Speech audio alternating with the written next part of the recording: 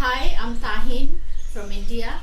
I'll be cooking two Indian dishes, one a sweet dish and the other a chicken dish. So let's get started. And I'm thinking let's start with the sweet one. So let me tell you, Ghela Pitha, the sweet dish that I am going to show you now, is a typically Assamese sweet dish which is mostly cooked during birthdays or any auspicious occasion. So these are the 5 ingredients that you would require: milk, til, grated coconut, jaggery or gur, and rice flour. Milk you need minimal, it will be say around 100 ml or something. Rice powder we will need say around 200 grams. Roasted til 2 tablespoons, gur or jaggery. You can even replace this with refined sugar. This is freshly grated coconut. You'll need say around 100 grams. I'm putting 2 tablespoons of til, black sesame seeds, to be roasted. We roast this for some time. You'll get a smoky flavor coming out of this roasted til. Roast it lightly. Don't make it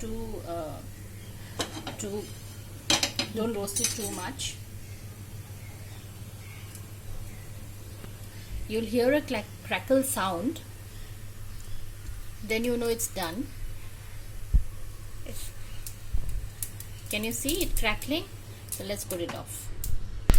Even though there are a lot of sweet dishes in India which include sesame and coconut and rice powder, but this dish that I am cooking today is essentially an Assamese dish, and my mother used to cook it a lot during our birthdays, and it has this, it's a mix of black and white essentially, this dish, signifying a balance between good and evil.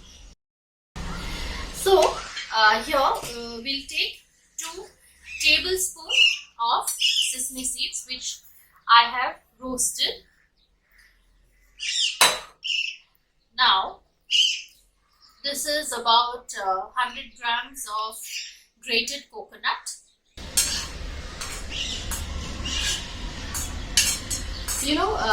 In Hindu mythology we believe that the til, black sesame seeds, it is blessed by the death king Yama.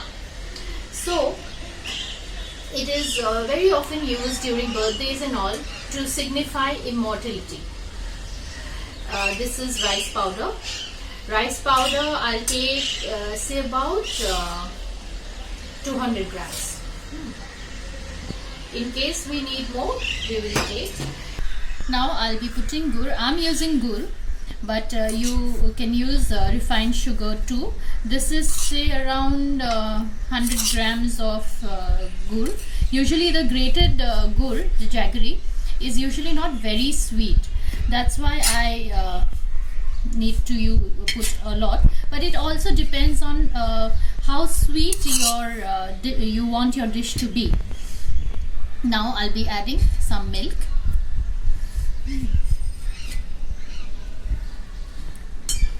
Don't add all the milk all at once, because it'll get too runny.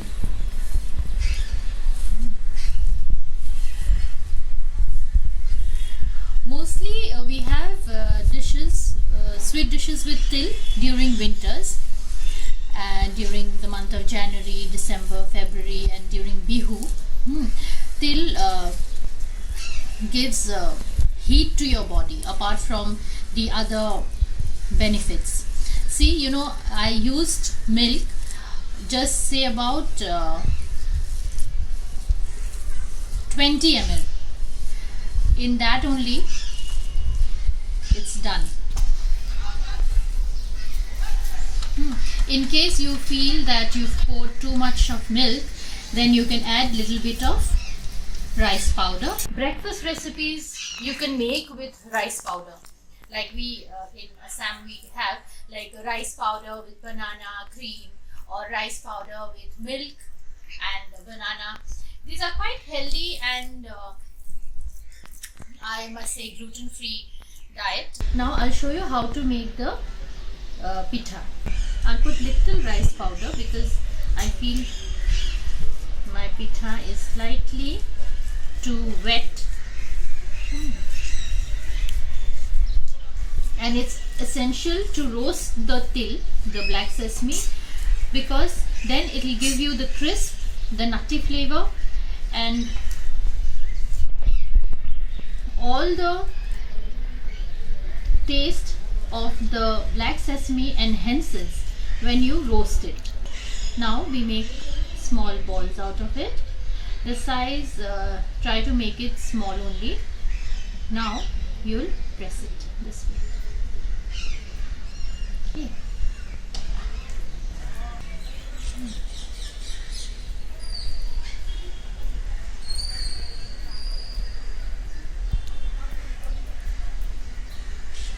You can also put orange, the peel of the orange, the dried peel of the orange to bring in flavor. I didn't have it, so I have not used it. You can add elaichi powder also to it, but I would suggest try this one, because in this, since there is no other ingredient added, you'll get the real taste of the sesame, the coconut, gur and the rice flour. Just remember one thing. Now I said that I have used 100 grams of jaggery. It totally depends on your sweet intake. So put that as per your taste. And secondly, use a non-stick tawa or a hard anodized tawa, because this tends to stick because of the gur or even sometimes the sugar. It tends to stick. I have put 2 teaspoons of oil in my non-sticky tawa. Now I'll put them. Always remember to put it in a clockwise direction, and try to remember that goes well with any kind of frying you do, because when you try to remember from where you started, because then you can remember which one to turn first. That's why I always put in a clockwise direction and try to remember from where I had started, so that I can do even heating, cooking, frying.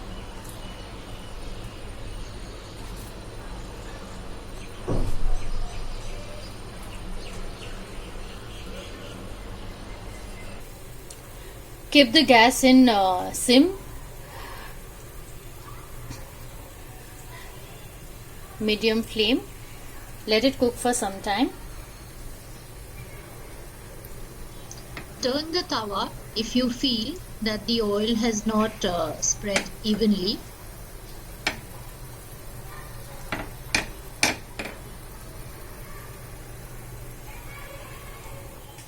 So I left it cooking for say around 3 minutes. Now let me turn and see. The flame, keep it in medium, because since it is sweet, you must be aware it tends to get brown really fast. Even the inside will be left uncooked. So you need to be a little patient while cooking this. But frankly, let me tell you, this is, I think, one of the easy sweet dishes with minimal ingredients and quick to cook.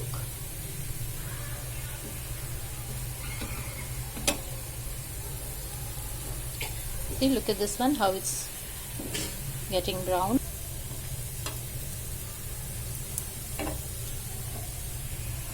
If you would have used refined sugar, then the color would have been little lighter. Now since I've used gur, it's more brown.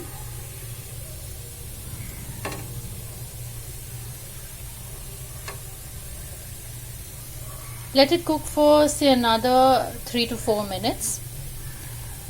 Ideally, it takes around, say, max to max 10 minutes to be completely cooked.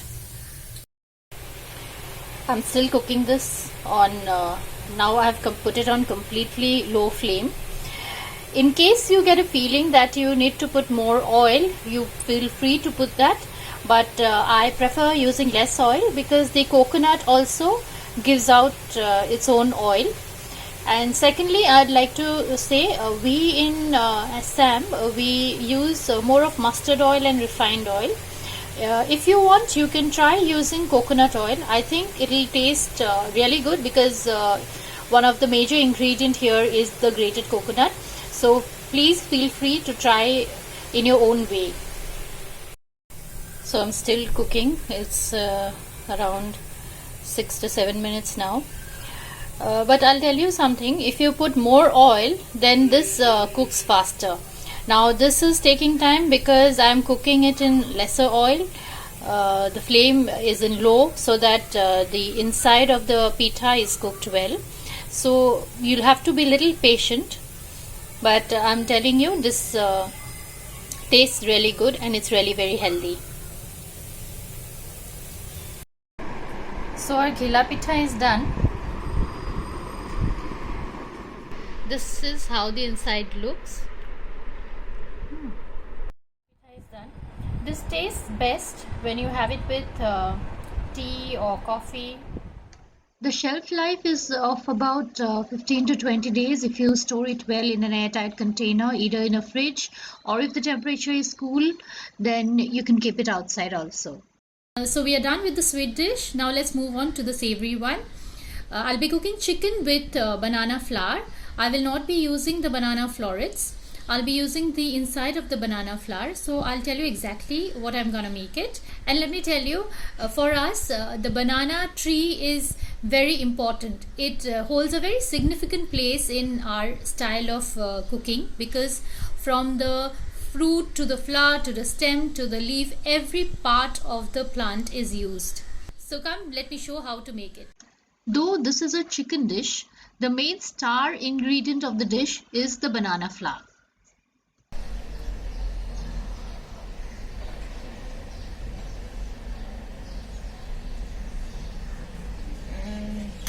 Chicken marinated. I kept it marinated overnight with turmeric, ginger, garlic and green chili and some salt. This is garam masala, which I made it at home only. I'll tell you how to make it.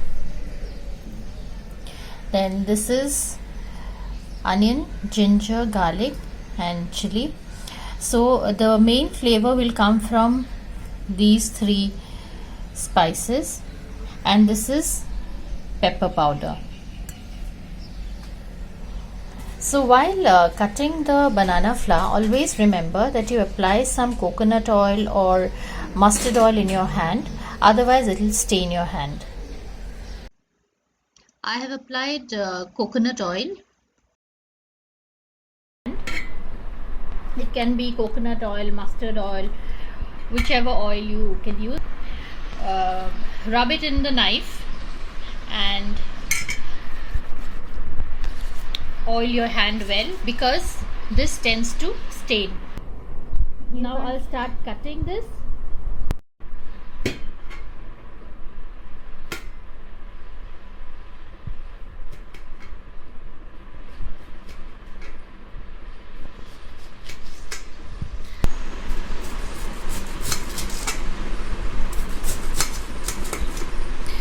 I plan to put it in the chopper so that this can be more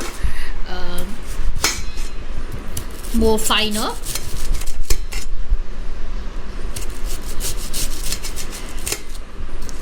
Sometimes some varieties of banana flour turns out bitter, so after cutting it, soak it in salt water for some time.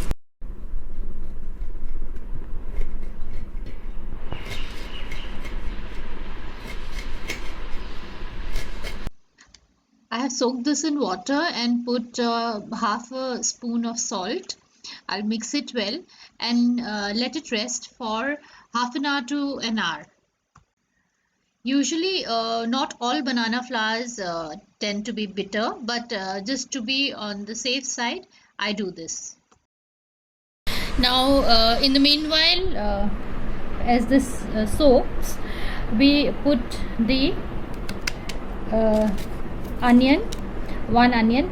So there is some 300 grams of chicken and one whole banana flour, but the florets I have removed.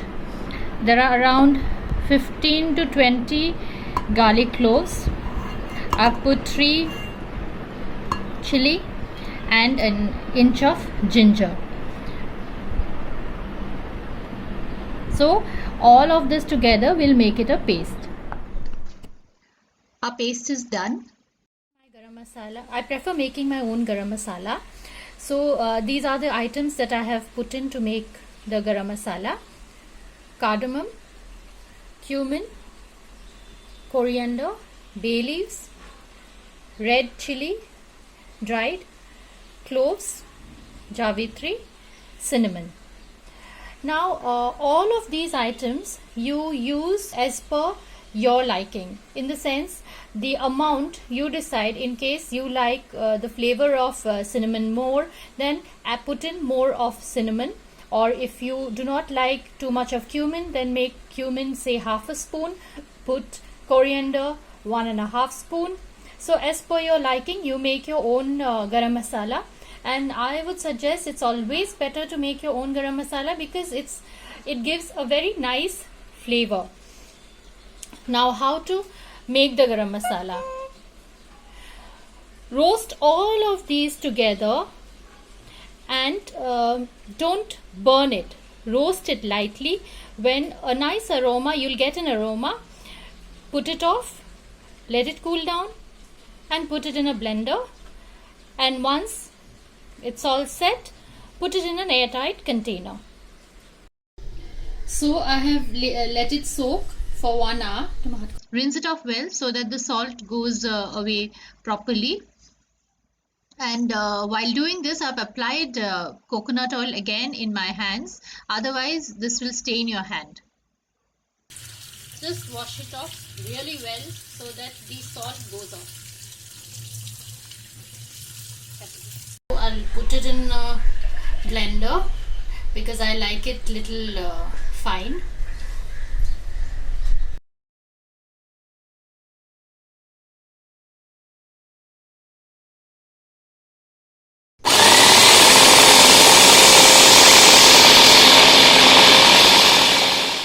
So this is how it looks after it's blended. So I'll be putting, say, about 2 tablespoons of mustard oil. Let the oil heat. So our oil is hot enough. We'll put a bay leaf.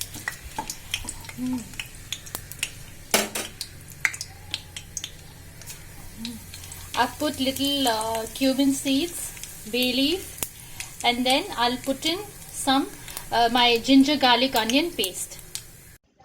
The ginger garlic paste has become brown now. I'll be adding some potatoes to it. I like potatoes, so I've put, this is completely optional. You can do without potatoes also. Once the potatoes are slightly fried, I add the chicken to it. You can even make this dish as a vegetarian one by simply not adding the chicken.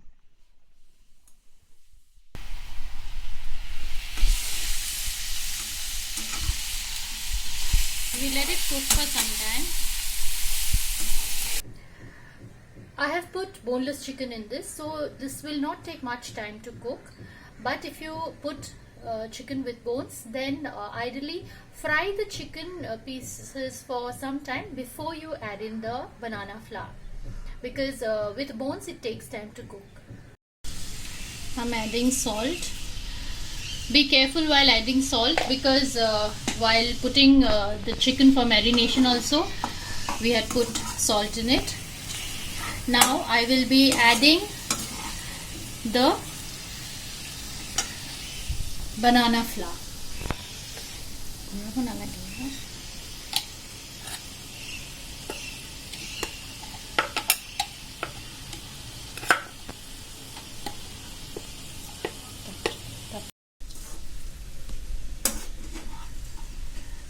Mix it well.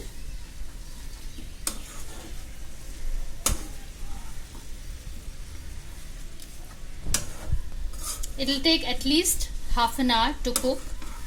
So put it in a medium flame, sim to medium flame, and let it cook. The garam masala powder and pepper powder, I'll add it little later. This is the amount of flame I've kept.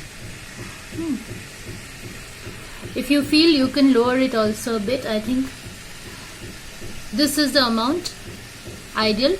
So let's keep it covered for some time.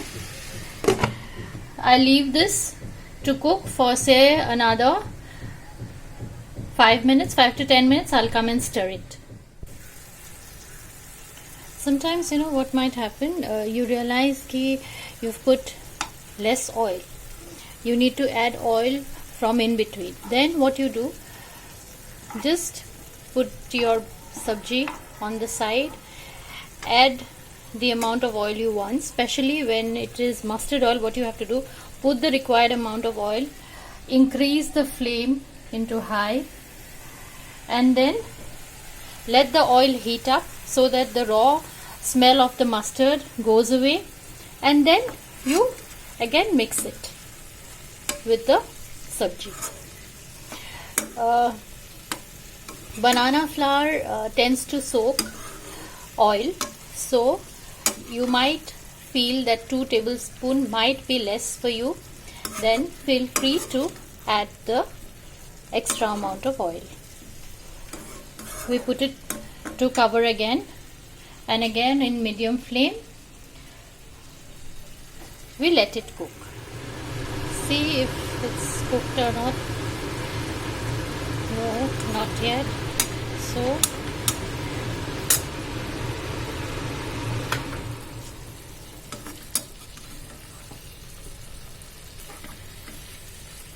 there's a long way to go. This takes at least half an hour. Minimum half an hour to 45 minutes. Let it cook so that the chicken is cooked well and also so this is almost done. It's become, the water has dried up. So in the end we will put very little garam masala. In Assamese cuisine, see, it's just half a teaspoon. In Assamese cuisine, we don't use too much of garam masala, or for that matter any other masala. We try to maintain this is pepper powder.